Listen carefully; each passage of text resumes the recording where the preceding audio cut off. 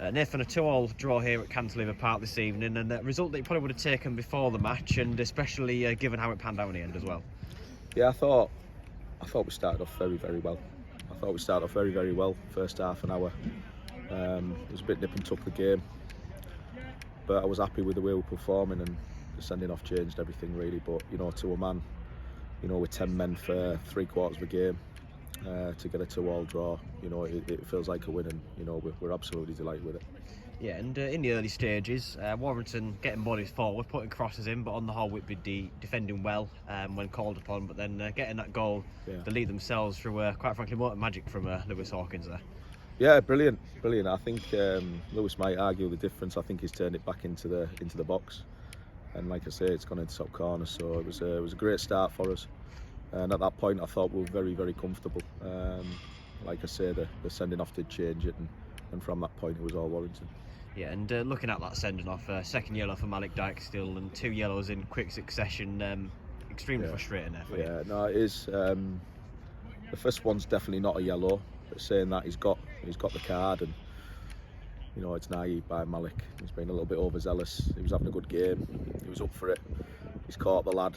That probably was a booking, but like I say, it's changed the game, and Malik hopefully will learn from that. But the boys have dug in, and I think they've got him out a bit of the crap really.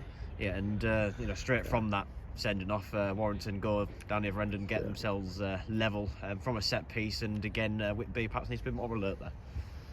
100%.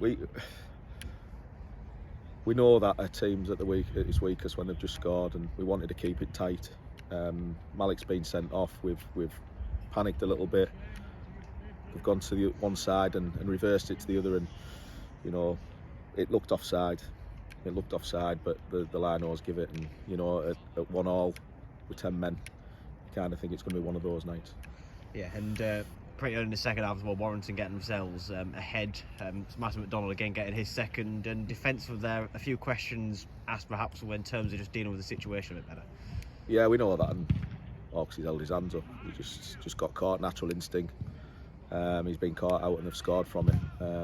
But Warrington second half, as you do, sometimes it's hard to play against 10 men, but I think the way they played really well. They utilised the extra man, to a plumb really, and I wouldn't say we struggled with it. We contained them, but we're always going to have to defend the crosses and the constant barrage, and we did it.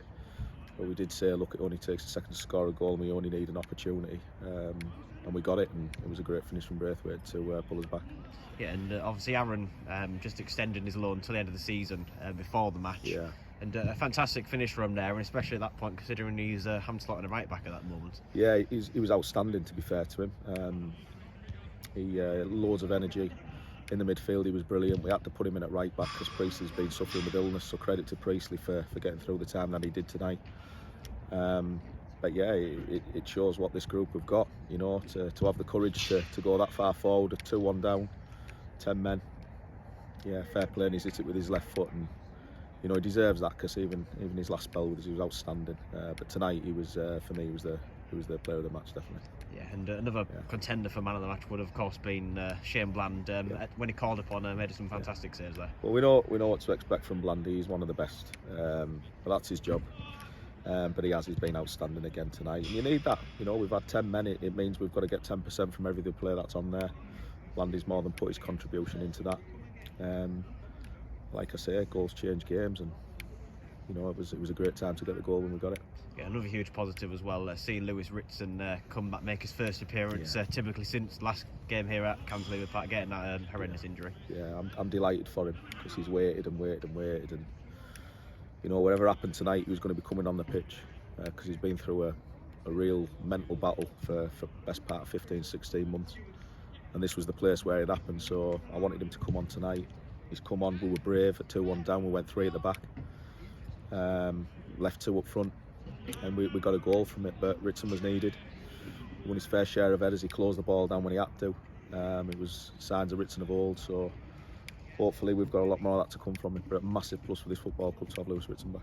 Yeah, and just back in action on Saturday at home against a side in around Warrington themselves, Radcliffe, coming there, and I was saw a reverse fixture where again Whitby more than went toe-to-toe with them.